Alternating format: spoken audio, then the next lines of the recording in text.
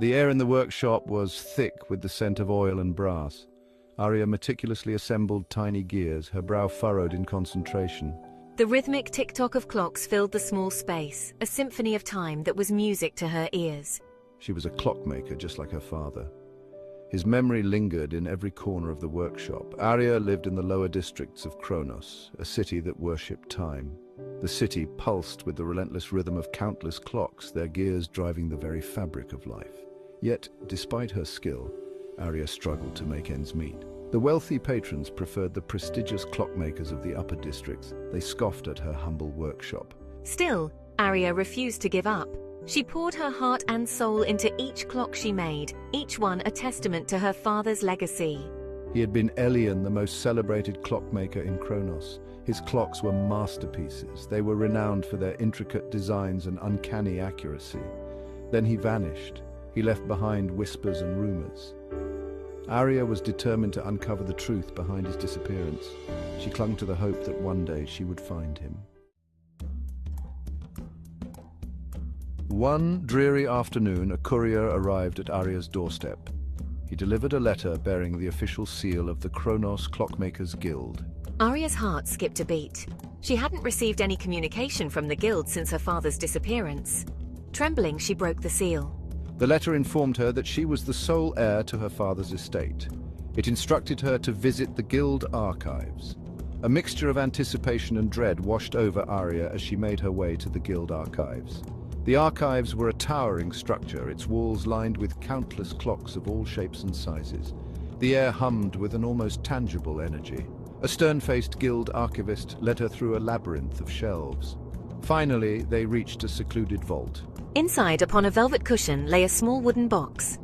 Arya carefully opened the box. Inside, nestled on a bed of faded velvet, were two items. The first was a letter penned in her father's familiar handwriting. The second was a curious artifact. A small, intricate device crafted from gleaming brass and silver. It resembled a pocket watch, but was far more complex. Delicate gears and springs were visible through its crystal casing. It emitted a faint rhythmic hum. With trembling hands, Arya unfolded the letter and began to read. Her father's words, filled with urgency and tinged with fear, leapt out at her. My dearest Arya, if you are reading this, then I fear the worst has happened. I have made a discovery, a dangerous secret. They are called timekeepers, and they control time itself. They manipulate the flow of time for their own sinister purposes. I have created a device, a key to their power. Guard it well, my child, unravel its secrets, but be careful. They are always watching. The weight of her father's words settled heavily upon Arya's shoulders. She clutched the device in her hand, her fingers tracing its cool, smooth surface. So, this was the secret her father had risked everything for. This was the legacy he had entrusted to her.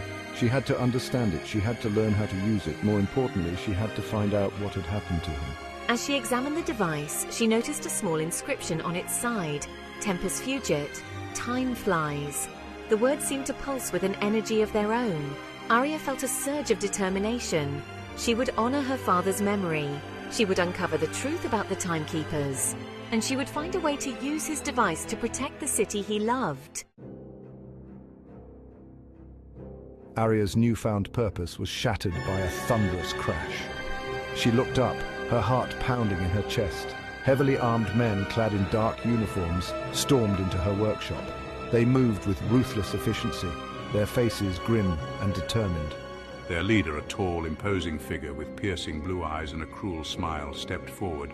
"Arya, daughter of Elian," he said, his voice as cold and sharp as ice. "We are agents of the Kronos Guard. You are in possession of forbidden technology. Surrender it to us and you will not be harmed." Arya's mind raced. She recognized the symbol emblazoned on their uniforms. It wasn't the insignia of the Kronos Guard, it was the mark of the Timekeepers, the shadowy organization her father had spoken of. They had found her. They were here for the device. Arya instinctively clutched the device tighter. She had no intention of surrendering her father's legacy to these men. They were clearly not here to help her. They were here to silence her, just like they had silenced him. But how had they found her? Who had betrayed her?